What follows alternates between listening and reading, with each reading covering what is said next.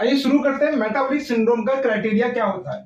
Metabolic syndrome में आपके ये 5 पॉइंट आते हैं, जिसमें पहला पॉइंट होता है आपका वेस्ट सर्कमफ्रेंस।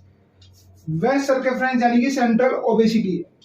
अगर हम बात करते हैं मैन के अंदर आपकी वेस्ट सर्कमफ्रेंस 90 या उससे ज्यादा है तो आप मेटाबॉलिक सिंड्रोम में आते हो, और अगर फीमेल में 80 से ज्यादा है तो भी आप मेटाबॉलिक सिंड्रोम की तरफ आपका चांसेस हैं होने के। लेकिन केवल एक पॉइंट के बेसिस पर हम मेटाबॉलिक सिंड्रोम नहीं कह सकते, हमें बाकी पांचों पॉइंट भी पेशेंट के अंदर देखने पड़ेंगे जिन लोगों में मेटाबॉलिक सिंड्रोम होने की पॉसिबिलिटी होती है। दूसरी क्राइटेरिया होता है जिसमें आता है रेस ट्राइग्लिसराइड लेवल। आपका जो टीजी लेवल है, ट्राइग्लिसराइड लेवल है, अगर वो 150 मिलीग्राम पर डेसीलीटर को क्रॉस कर रहा है या उससे ज्यादा जा रहा है तो आपका मेटाबॉलिक सिंड्रोम में क्राइटेरिया में ये आपका फिट होता है।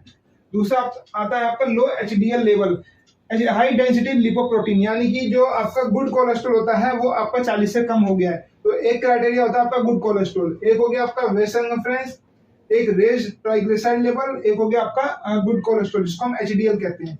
फिर एक होता है आपका हाई बीपी, यानी कि आपका ब्लड प्रेशर बढ़ने लगा है। कितना ब्लड प्रेशर आपका बढ़ने लगा है कि वो मेटाबॉलिक सिंड्रोम के क्राइटेरिया में आ जाए। तो वो होता है जो सिस्टोलिक ब्लड प्रेशर है वो 130 से ज्यादा, और जो डायस्टोलिक ब्लड प्रेशर है वो 85 यानी कि 85 से ज्यादा अगर रहने लगा तो आपका मेटाबॉलिक सिंड्रोम के क्राइटेरिया में आ जाता है। फिर एक क्राइटेरिया में आता है आपका फास्टिंग ब्लड शुगर लेवल। अगर फास्टिंग ब्लड शुगर लेवल आपका 100 मिलीग्राम पर डेसीलीटर से ज्यादा है तो वो भी आपका मेटाबॉलिक सिंड्रोम के क्राइटेरिया में आता है। तो ये 5 क्राइटेरिया हैं, तो इनमें से कितने क्राइटेरिया अगर आपके अंदर आते हैं और आप मेटाबॉलिक सिंड्रोम हो सकते हो, और आप मेटाबॉलिक सिंड्रोम आपके अंदर हो सकता है। तो इसमें आता है कि एक तो वेस्ट सर्कमफ्रेंस आपका इसमें होता ही होता है, ठीक है।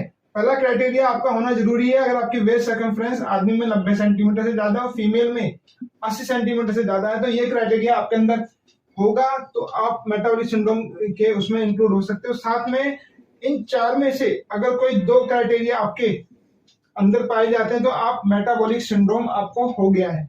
या तो टीजी लेवल आपका बढ़ा हुआ है, या एचडीएल कम है, या बीपी आपका बढ़ गया है, या फिर फास्टिंग ब्लड शुगर आपके अंदर 100 से ज्यादा मिलता है, तो आप मेटाबॉलिक सिंड्रोम के क्राइटेरिया में आते हो, आप मेटाबॉलिक सिंड्रोम के पेशेंट बन जाते हो। तो ये था मेटाबॉलिक सिंड्रोम का क्राइटेरिया। मेटाबॉलिक सिंड्रोम आप रिवर्स कर सकते हो अगर आप थोड़ा सा अपने ऊपर ध्यान दें। ये मेटाबॉलिक सिंड्रोम के बारे में था, और भी ऐसे ही हेल्थ से जुड़े हुए टॉपिक्स में हम यहाँ डिस्कस करूंगा। आप मेरे चैनल को सब्सक्राइब करना ना भूलें। Thank you.